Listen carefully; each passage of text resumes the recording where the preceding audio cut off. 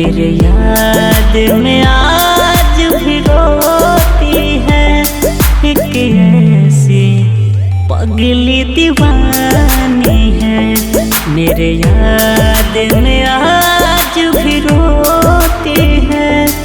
एक